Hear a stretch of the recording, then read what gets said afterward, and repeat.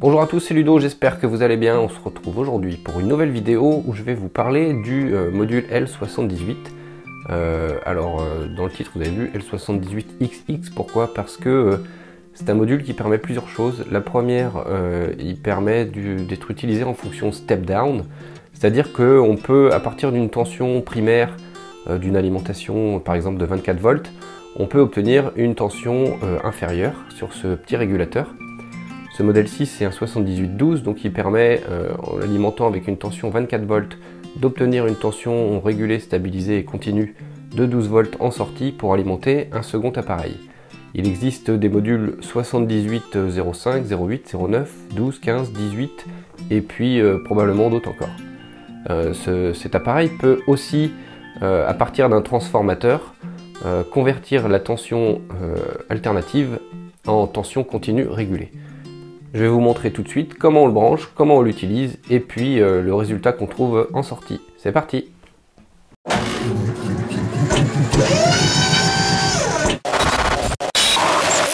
Voici le module que je vais utiliser pour la vidéo, un 7812, donc qui permettra d'obtenir une tension régulée de 12 volts continue. Nous avons d'abord un bornier permettant de raccorder la source d'alimentation, qu'elle soit continue ou alternative. Un pont de Gretz ou un pont de diode redresseur qui va permettre de redresser un signal sinusoïdal en signal redressé double alternance, donc le signal en rouge qu'on voit sur la courbe.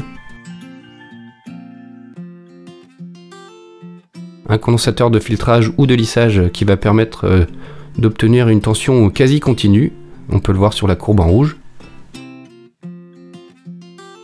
Le régulateur de tension qui lui va permettre de lisser cette tension et d'avoir un vrai signal continu, on peut le voir sur la courbe en vert.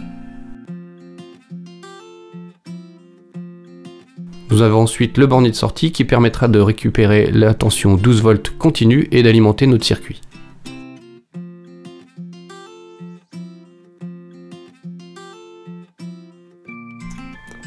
Pour la démonstration, j'ai donc raccordé sur l'entrée du module une alimentation stabilisée de 3 à 15 volts. On pourra lire cette tension sur le multimètre de droite, le jaune, et sur la sortie, j'ai donc raccordé un deuxième multimètre, le gris, et en parallèle un oscilloscope pour voir la forme du signal. On va donc augmenter progressivement la tension d'entrée du module. Et on voit que la tension à l'entrée donc évolue, 8,06 volts, et la tension de sortie un peu plus faible à 5,52, qui est due à la tension inverse des diodes du pont redresseur et la tension inverse du régulateur. On a donc une perte de tension sur le module. Je continue à faire augmenter la tension d'entrée jusqu'à saturer la sortie du module. Là, je suis à 16 volts en entrée, on voit que le module ne varie plus en sortie. Je vais donc trouver le point d'équilibre. Voilà, pour une sortie à 12,16 volts, on aura donc besoin d'une entrée à 15,17 volts. On a donc une chute de tension de 3 volts sur le module. Donc de 15 à 35 volts, on aura maintenant une alimentation stabilisée en sortie de 12 volts jusqu'à 1,5 ampères de consommation de courant.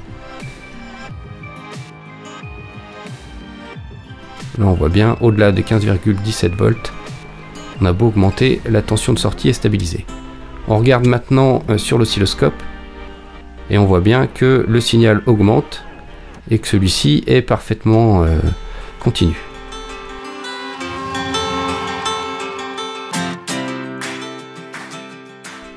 Sur la seconde partie, j'ai raccordé un transformateur sur le primaire en 230 volts alternatif et sur le secondaire j'ai raccordé la carte, le multimètre et puis l'oscilloscope. Tout ça en entrée, donc on voit bien que l'entrée du module est bien alternative et on a de l'autre côté sur la sortie le multimètre gris qui lui mesure une tension continue. Donc on a 11,6 volts en sortie continue. Si je débranche l'oscilloscope du secondaire du transformateur, donc de l'entrée du module, et que je le branche sur sa sortie, on voit bien que le signal alternatif a été converti en signal continu.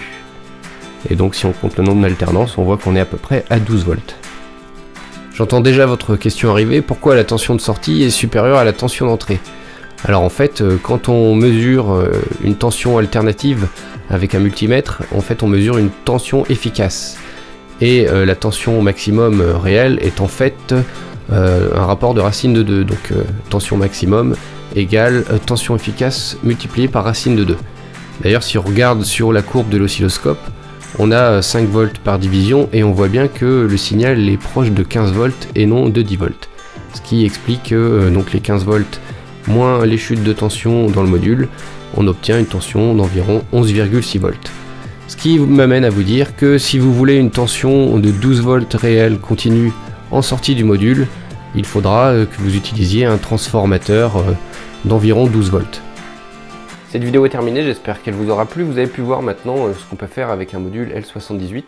On peut par exemple l'utiliser sur une imprimante 3D comme la Tevo Tornado, alimentée en 24 volts, où on peut rajouter des accessoires en 12 volts avec ce petit module.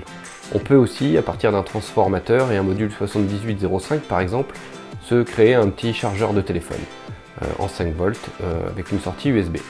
Voilà, ce sont différents exemples que vous pouvez mettre en œuvre dans de futures réalisations. Il est souvent utilisé par différents makers dans leurs vidéos dès qu'il y a deux sources d'alimentation. En fait, ce petit module sert à utiliser une deuxième source d'alimentation plus faible pour alimenter des accessoires au projet initial. Bon, je ne sais pas si tout ce que j'ai dit est très clair pour vous, mais en tout cas, vous inquiétez pas, vous trouverez ce petit module dans les prochaines vidéos, notamment une sur la Tevo Tornado où je vais changer les ventilateurs pour des ventilateurs plus silencieux.